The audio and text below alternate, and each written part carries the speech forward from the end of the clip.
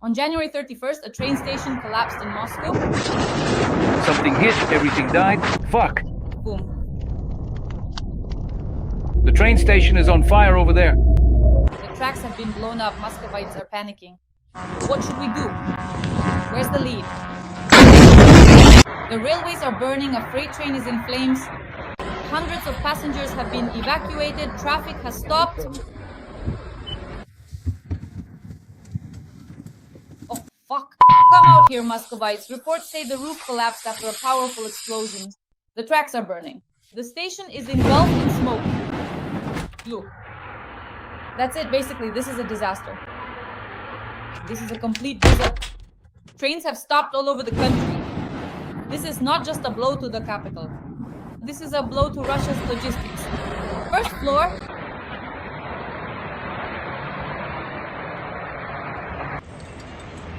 We're fucked. Airports are in chaos. Aeroflot is paralyzed. Servers are destroyed. Flights are cancelled. Where is the luggage? Where is the luggage?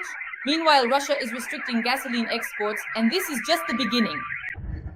I'll film it without any swearing, nothing, just straight video. The economy is going into a tailspin. The country is frozen in flames. People have no electricity, no heating. We're surviving. We'll discuss all this with the President of the Assembly of the Peoples of the Caucasus, personal enemy of Putin and Kadyrov, Ruslan Kutayev. Good afternoon, Dasha. Greetings to you. How is your day? The railways are under attack. In the Moscow region and Rostov region, drones attacked 5 regions at once. A drone is flying. How close it is. Mom. There's a fire at the railway station in Solsk. A freight train is on fire.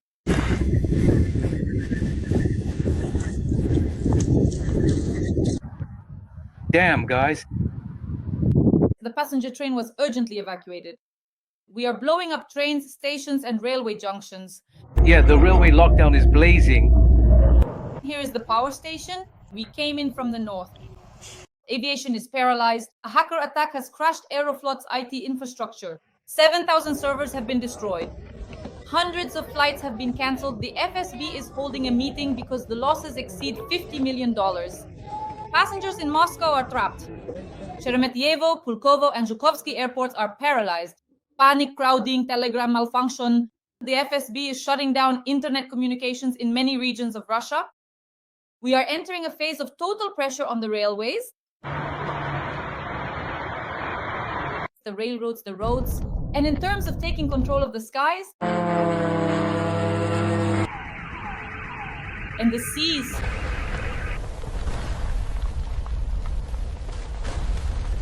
Shlankam, what do you have to say? Incredible events, especially that moment of beauty when the Salsk railway junction in the Rostov region was destroyed. I know that place very well, those places. There's such heavy traffic there, everything coming from the Urals, from Siberia, supporting the war effort. It all passes through there. And suddenly they destroy exactly this section of the railway. These are huge disruptions. It's simply an immeasurable loss of support for the war, for various things. We know that certain regions and military units, they don't just refuel in Rostov, for example. They send tankers with fuel from their own regions. And suddenly that fuel is stuck. And now, the specialized Ukrainian intelligence services are actively targeting and bombing the transport trains with their drones. And absolutely everything in that vicinity is currently burning as well. An amazing approach, absolutely correct and necessary. It should have been done long ago, but now it's finally happening. In other words, the development of support for the front, all of that is being destroyed. As for Aeroflot, again, outstanding work. They managed to destroy just within the recovery system itself. Aeroflot's electronic system worth $50 million. And they say this will drag on for a very long time. These are disruptions. These are flights. Russia is a huge country. And if Aeroflot stops, planes are flying. This is essentially a huge part of Russia. It's as if it is no longer a unified part of Russia, no longer connecting it. It falls away, and so does Moscow's sovereignty. In this territory, it also disappears. Even from this perspective, I'm not even talking about the economic aspect politically. This is a tremendous blow. Logistics have been destroyed, are being systematically destroyed, and this work that's being done regarding airplanes and passengers, yes, passengers are uncomfortable. That's right, there's nothing to it. You need to remove the criminal government and go fly somewhere to relax and, excuse me, have fun, while at the same time Ukrainians are being killed and Ukrainian cities are being destroyed. No, this is merely a minor sense of discomfort now. And they truly should experience exactly what the innocent people of the Ukrainian population have been forced to endure every single day on a constant basis. This is being done correctly, clearly, and consistently, and this can only be welcomed. But all this is happening against the backdrop of blocked spare parts supplies and refusal to service airplanes. We see how things are falling apart. Planes are breaking down, engines are failing, and the FSB, they hold a meeting with the Minister of Transport and the ministry, and then Putin summons him for a reprimand. But this is a very serious problem if even the FSB is getting involved. Of course, it's a very serious problem. Of course, they can't do anything about it. When it comes to engine manufacturing, the Ukrainian company Motorsich, when it sided with Ukraine and stopped cooperating with Russia, Russia's aircraft production basically came to a halt because Ukraine was the one supplying the engines. They tried to make their own completely, but it failed. They can't do anything. They can't do anything, not even with ordinary bearings. The railways there aren't very heat resistant. They operate under heavy loads, and the bearings for them used to be supplied by Japan and the United States. Even China doesn't have such high quality bearing production for railways, let's say. And so when they stopped being available, not to mention the airplanes that are crashing, it's truly a pity. It's tragic for the people who died, but now planes will crash more often because the aircraft are worn out. There are no spare parts and engines are failing. And the railways too. The simple lack of bearings is stopping a huge number of rail cars, both passenger and freight. Military analysts claim that there wouldn't have been an aviation collapse if Russia had simply closed its airspace, since it is waging a full-scale war against Ukraine and its airspace should be closed. It's at war. But Putin will never do that because for him it would be a sign of weakness, and that's why it's impossible. Shlankamdech, I noticed that many regional governors are saying that the FSB is jamming communications. Russian security services, the best communications and internet, and Russians need to get used to this. Living without telegram, without communication, without the internet. In essence, the country is turning into a concentration camp. Without a doubt, they are already having very serious discussions and making moves. There are even talks that WhatsApp might be banned as well. They want to completely cut people off from, let's say, alternative sources of information. Completely cut off. They've even presented their own Max system. First of all, very few people will want to at least only stay on this Max. And secondly, this Max will be far from working the same way as other social networks do. And all of this together, for the Kremlin, for the FSB, this is bad news because people have started consuming a different kind of informational product. And this is no longer the enthusiastic audience that used to cheer and ask to win, to reach Kyiv, to reach Lviv. They have now very seriously encountered the problem that the Russian authorities, not just Putin, but perhaps above all the FSB, are risking the lives of Russians without batting an eye. And they will continue to do this on the railways as well, and on airplanes, at train stations, anywhere, at sea, in the air. They will risk the lives of Russia, of Russians. But all of this is just to avoid any image losses and to preserve their power. That is exactly how they operate. You see, Dasha, they know they've lost. And now they find it necessary to bide their time, waiting for the right moment to enter into a specific stream or a new direction. They are looking for a track where, by maintaining some kind of respectable face, they could successfully preserve their power and maintain their influence for the future. Not a complete destruction and discrediting of power, but at least saving some semblance of authority. That's what they're busy with. They couldn't care less about anything else. Russians, yes, they don't care about their deaths. We know what's happening at the front. Polish Minister Donald Tusk has already made an official statement that most likely Russia's war against Ukraine will end in the near future, or at the very least, the acute phase will end. I think the first thing Trump will do, he's already a hostage to this. He has made his position excessively clear and explicit despite all his talkativeness, even though he backtracks, walks things back, and retracts his words. Now he himself has become a hostage to all his own statements. Even within his own party, even in the Trump administration, they won't understand if he acts differently. I can even guess how this will play out. All his threats are these tariffs, or rather the sanctions he talked about. These sanctions, he will increase them in the form of certain tariffs. Well, not in terms of trade relations, let's say. Between Russia and the US, it's only about 3 billion. Here, there will be sanctions, secondary ones, specifically against China, India, Brazil, Turkey, those who are buyers of Russian oil and gas. I think these sanctions will actually be imposed. I don't think they'll be as harsh as they were prepared in the United States Congress, at least, despite the fact that Trump is now not just offended by Putin. He started to hate him a little because all of Trump's expectations were rejected. He simply expected that Putin would meet him halfway on all his initiatives. And now he's going to start acting tough, and all his toughness will come down to the fact that sanctions will be imposed. Not brutal sanctions, but tough enough for Russia. The very fact that if these sanctions, as we are saying, these secondary ones against countries that buy oil and gas, that's already a blow. That's already a very serious blow to Russia's already, as they say, collapsing economy, because there's nothing left after that. We can see what's happening in Russia right now. What's happening in Russia? They're already killing even the Minister of Transport, the former one. Look at what's happening with the governor of the Kursk region. The deputy speaker of the State Duma lashed out at the chairman of the Senate of the Federal Assembly of the Russian Federation. What's the reason? And the reason is that now Putin is saying, I let you steal as much as you wanted, I corrupted you. Today, the country needs money, so they're saying, come on, share your money. But no one wants to share because this is a sacrificial killing. The murder of this Minister of Transport was a warning to other ministers and governors. If you don't quickly contribute money to support the army, the same thing will happen to you. And that's why, Dasha, the conflict is escalating now. It's already reached the highest level. There's nowhere further to go. If a conflict is being brought out and discussed at the level of the deputy chairman of the State Duma and the chairwoman of the Federation Council, in the investigative committee, this is the peak. This is already a crisis of political power in the Russian Federation.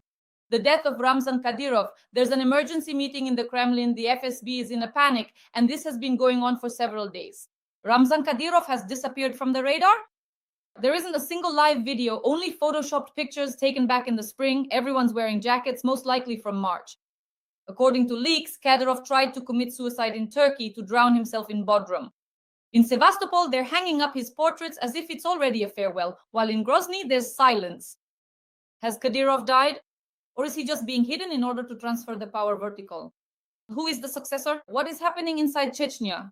And why is the FSB assembling emergency groups in the Kremlin under the pretext of regional coordination? Indeed, there was information coming from Turkey. Naturally, I have my own sources in Turkey. And in Mane, it really became known from there that Kadyrov flew to Bodrum. He was there. He was on vacation there. And according to the information I have, while he was swimming, he felt unwell. An ambulance was called. He was taken away, and so on. And here, any version could be equally plausible. I want to talk about something else, something exclusive. The information I received a few days ago, I was visiting a friend and someone arrived to see him from Grozny or Moscow. I'm not exactly sure. So as we were talking, well, this source is, let's say, trustworthy. He said that Kadyrov is indeed in a very serious condition. And most importantly, the main takeaway is that I heard different versions about his illness, that he was poisoned and that it was the FSB who poisoned him. And that the intervention of doctors, various doctors from European to Middle Eastern, could not stop the source of destruction, the effect. With this poison or toxic substance, it's simply impossible to stop the decay in the body. And that he is in serious condition, periodically requiring some kind of medical intervention. This intervention straightens him out so that he is able to walk. We can see it. I myself observed very closely his most recent official appearance. A few days ago, it was recorded when he was in Grozny, meeting people on the streets of Grozny on Aslanbek Shiripov Street, if I remember correctly. There, he was talking with women, but it was clear that the man was ill. He could barely move. And indeed, his illness is overcoming him. Once again, I'm not insisting on any particular version. Some say it's the pancreas, others say his kidneys were replaced, and still others say it's poisoning. Personally, I tend to believe it's poisoning after all. That's Moscow's driving force. They get rid of all those who are inconvenient precisely through poisoning. And the FSB, it's clear to everyone and has long been known that they are in quite serious opposition to Kadyrov. They're doing everything they can to neutralize him, everything to weaken Putin, because in reality, Kadyrov and his people are a very serious force protecting Putin. And all of this evidence taken together in principle may strongly indicate that Kadyrov's physical health is failing. And the apparent lack of Kadyrov's health, there are indeed very powerful and active forces at work here that will certainly do everything within their power to effectively neutralize him. Alexander Mikhailovich, you've just shared some very exclusive information, so we can assume that if the Russian special services eliminated Kadyrov by poisoning him, they are also preparing for the elimination of Putin. In other words, they are, so to speak, weakening the protective circle around the country's top leader. Absolutely right. First and foremost, this is aimed at weakening Putin. Here, unlike Prigozhin or others like Kolokoltsev or Bastrikin, they basically switched sides to the FSB. And Putin was left with only two forces he could rely on, the National Guard under Zolotov and Kadyrov. It should be said absolutely clearly that Putin relied on Kadyrov and the Kadyrovites even more than on Zolotov. And this force needed to be neutralized. And from this perspective, the FSB's active behavior over the past few years was directed toward that goal. We were witnesses to how much compromising material about Kadyrov was released, which then it turned out that these were fakes. They didn't correspond to reality. Putin couldn't keep up with defending Kadyrov. And why is that? Because Putin wasn't so much worried about Kadyrov or standing up for him as he was about himself, because it was his own interests that were at stake. And that's why, Dasha, I think we can quite reasonably assume here that the force opposing Kadyrov will do everything to neutralize him, to kill him, to pursue him in any way possible. And so any expectations here are possible. Any ending to this story is possible, and at any time too. Does this mean that the FSB has gone against Putin himself? Is that really the case? And what does that mean then? Many people avoid or even actively run away from this inevitable reality, but it truly remains the case. I'm absolutely convinced, because right now, Putin is a hostage of the war he started in Ukraine. He has entered such a phase now that if he stops the war, he will have to tell Russians, his, let's say, core electorate, that segments suffering from the most severe form of fascism, Russism, in varying percentages. He will have to tell these people that he did not achieve his goal. He did not achieve his goal. He missed the mark. In that case, the leader needs to be replaced with another. In this regard, Putin is tied up. He can't do anything. But the FSB is not like that. The FSB is not only well represented in Russian power structures, they are the cementing element of all components of Russian authority. Why? Because this personnel policy was carried out exclusively with the approval and recommendation of the FSB and Russia when they were together, as they say, on the same team and trusted each other. And now, if we look at the children of Nikolai Patrushev, Sergei Ivanov, and Alexander Bortnikov, and really anyone else you might care to name, such as Sergei Chemezov or whoever else you like, they are all people who have gone through the FSB school training. Their children have grown up. Some of them are already heading ministries or are deputy prime ministers, like Patrushev's son, or leading major agencies, large corporations, serious ones at that, financial, gas-related, oil companies, and so on. And now it has turned out that the future prospects for these descendants, for these FSB generals, it would be much easier and better to hand over Putin. It doesn't matter how. They could shoot him. They could say that Putin left a note and shot himself. And then they could pin everything on him. There are thousands of different scenarios and vice versa.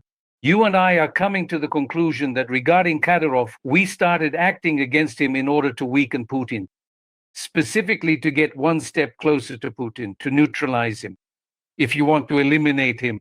So in this way, that's the question facing the Russian state right now. Who could be Ramzan Kadyrov's successor? In that case, his son, who has already been presented to Putin, who is already officially married. No, I don't think so. I'm even convinced that even in this situation, when events related to the war in Ukraine are actively taking place all over Russia, they can't put that boy in charge. Although there is another option here. The thing is, if the FSB wants to, everything is under their control now. And in Chechnya, things won't be run autonomously like Kadyrov did. It will be the FSB that manages everything. And then let's say, as a sort of overseer for that boy, they could appoint one of their own people from the FSB. And then it would be a completely different scenario for how things develop. Well, I don't think they'll go down that path because Kadyrov, those he relies on, these are extremely powerful groups, extremely powerful. They've gained strength, and not just strength. They're generals, active generals, people with enormous wealth, people with extensive connections. And now, if the FSB simply tries to get rid of them somehow, it won't be able to control things. They'll have to be reckoned with. At the very least, their interests will have to be respected. It's hard to say right now. I'm not saying that someone like, say, either Delimkhanov or Daudov will be replaced instead of Kadyrov. That too, I believe, would be a conflict. Why? These are rival groups of equal standing. If one group is put in charge, say, of governing the Chechen Republic, it creates a conflict with the other two groups which had equal power. And in this situation, it's very hard to judge right now. And here, the only thing, this is important, Dasha, for our viewers to hear, here the decision will be made. Not Putin. If Putin were the one making the decision, they would have definitely put Uncle Kadyrov, Ramzan Kadyrov, his uncle Magomed, at the head of the Chechen Republic. Why? Because to preserve those resources, huge billion-dollar resources to keep control, someone from the close family has to be in charge. The boy, no, I think he's too much of a boy. We all remember when Kadyrov Ramzan came to power. They changed the Chechen constitution because by age he was younger. I think the requirement was 35, and he was younger than that. They had to change the constitution just for him. Well, excuse me, when someone is 30 years old and they change the constitution for him, and when a boy is 17, these are completely incomparable things that don't fit even into simple logic, not even into the criminal logic of Russia. And that's why there will be other options here. Dear audience, write in the comments what you think might happen after the death of Ramzan Kadyrov. Does this mean that the FSB will go against Putin, or that Putin's days are numbered, or that there will be a military or forceful coup? Who could be put in Putin's place, and who could be put in Kadyrov's place? In the comments, let us know where you're watching from, share your location. And a few kind words in support of our duo and Ruslan Kutev would be appreciated. Ruslan Fomgik, now the most important question. Could the death of Kadyrov create a zone of turbulence in various republics? This is very important. Could the fragmentation of Russia begin? No. It's important to be clear about this. Kadyrov, his influence on neighboring republics, some experts without any real knowledge have said all sorts of nonsense about this. No, Kadyrov has never tried to control or influence neighboring regions. Absolutely not. What he had was enough for him. That was the first thing.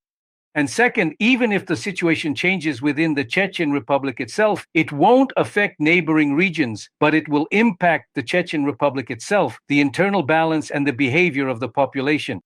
And now, despite all the hatred toward Kadyrov, the FSB understands that the protest-minded segment of the Chechen Republic's population is enormous. If they try to make any moves, any military operations or persecutions in any case out of these three groups, if any group finds itself on the side against the FSB, then in that situation, the territory of the Chechen Republic, the overwhelming majority of the population, will support anyone who stands against the FSB of Russia.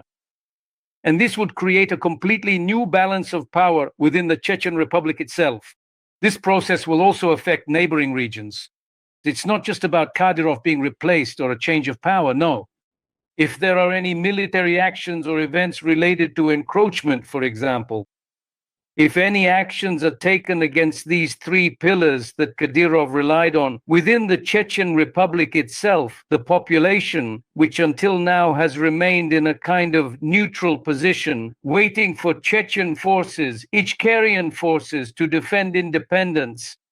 But if suddenly the FSB starts to act actively there, and some force, be it Delimkhanov, Davudov, or someone else, provokes some actions against the FSB, they will be supported.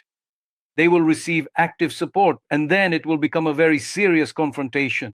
With Russia lacking strength, this will be a serious confrontation. Slava Vladimirovich, we are approaching the most important question. If the FSB and Russian special services are already betting on the fall of the Putin regime, does that mean the FSB has already developed a succession plan? That's the question. And who could be this successor, this new Putin? Because as we understand in Russia, the FSB... I think this is already known, at least within FSB circles, let's say among FSB supporters.